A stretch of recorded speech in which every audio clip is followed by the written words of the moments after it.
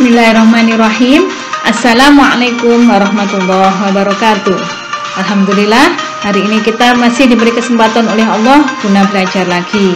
Nah, anak-anak, hari ini kita akan belajar tentang hak dan kewajiban. Tema 3, subtema 2, penemu dan manfaatnya. Pembelajaran 2, muatan IPS ya, kelas 6. Bagaimana keadaan kalian hari ini? Alhamdulillah, luar biasa. Allahu Akbar. Nah, anak-anak, sebelum pembelajaran dimulai, mari kita berdoa dulu. Bismillahirrahmanirrahim. Rabbi zid'ni ilma warzuqni fahma. Amin. Semoga Allah memberikan kita kemanfaatan ilmu hari ini dan memberikan kita kesehatan di dalam mencari ilmu. Amin. Nah, anak-anak, sudah siap buku tulisnya? Sudah siap alat tulisnya? Alhamdulillah, siap ya. Kita belajar hari ini hak dan kewajiban. Hak, apa yang dimaksud dengan hak dan apa yang dimaksud dengan kewajiban? Masih ingat ya? Ini sering kita ulang-ulang. Kita ulang kembali ya. Hak adalah segala sesuatu yang kita terima. Ini bisa kita nikmati mulai dari kita lahir. Di antaranya kalau di rumah adalah hak mendapatkan kasih sayang, hak mendapatkan makan dari orang tua, dan hak untuk mendapatkan uang saku dari orang tua. Lalu apa yang dimaksud dengan kewajiban? Kewajiban adalah segala sesuatu yang harus kita lakukan. Kita laksanakan dulu kewajibannya, baru kita dapatkan haknya. Ya, masih ingat itu ya? Nah, sekarang apa hak dan kewajiban kita sebagai warga negara? Kita pelajari ya contoh-contoh berikut yang sudah ada, yang sudah diatur di dalam Undang-Undang Dasar 1945. Perhatikan contoh hak warga negara. Kita belajar tentang hak dulu.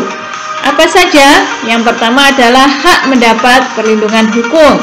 Ini tercantum dalam pasal 27 ayat 1. Seandainya kita mendapatkan suatu masalah, kita akan mendapatkan perlindungan hukum. Itu karena sudah hak kita. Yang kedua adalah hak mendapatkan pekerjaan dan hidup yang layak. Sudah tercantum dalam pasal 27 ayat 2.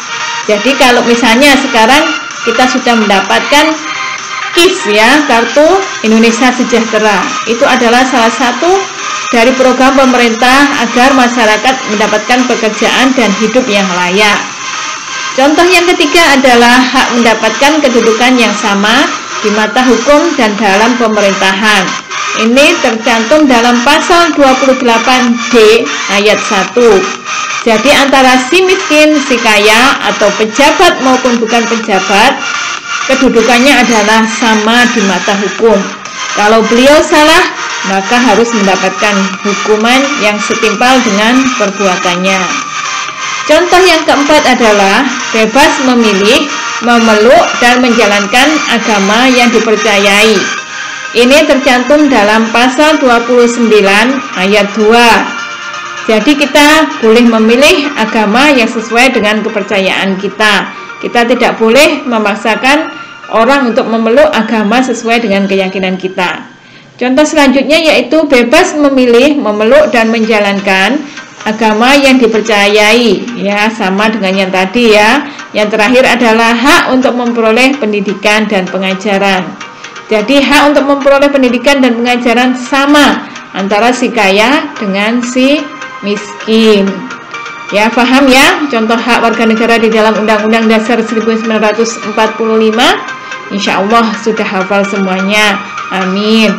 Selanjutnya adalah contoh kewajiban kita sebagai warga negara.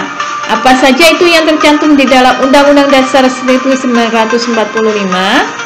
Yang pertama, setiap warga negara wajib berperan serta di dalam membela, mempertahankan kedaulatan negara Indonesia dari serangan musuh. Ini wajib ya, terutama kita sebagai generasi muda. Apabila negara kita dirongrong oleh negara asing, maka wajib kita bela. Ini tercantum dalam pasal 30 Undang-Undang Dasar 1945 ayat 1. Kewajiban yang selanjutnya yaitu wajib membayar pajak dan retribusi yang sudah ditetapkan oleh pemerintah dasar. Tercantum dalam pasal 23A Undang-Undang Dasar 1945. Jadi, barang-barang kita yang mengandung pajak wajib kita bayar.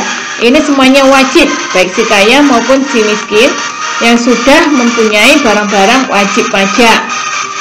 Kewajiban selanjutnya yaitu kewajiban menghormati hak asasi orang lain, tercantum dalam pasal 28 ayat 1. Jadi di antara manusia, di antara sesama warga negara tidak boleh saling menghina atau menginjak-injak harga diri dari orang lain. Kita harus saling menghormati.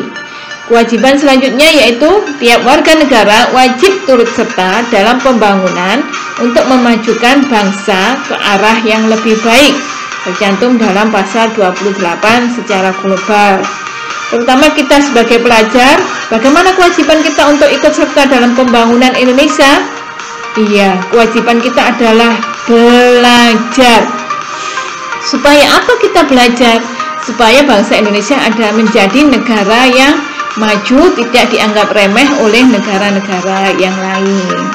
Demikian tadi contoh hak dan kewajiban kita sebagai warga negara.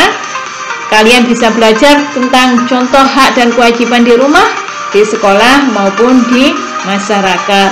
Insya Allah kalian lebih paham dan lebih pandai ya. Semoga bermanfaat. Terima kasih. Jangan lupa sholat 5 waktunya. Jangan lupa apa itu? Iya, murojaah dan mengajinya. Dan jangan lupa membantu orang tua. Alhamdulillah kita sudah melaksanakannya. Semoga bermanfaat ilmu hari ini dan semoga menambah keilmuan kita. Amin. Terima kasih. Wassalamualaikum warahmatullahi wabarakatuh.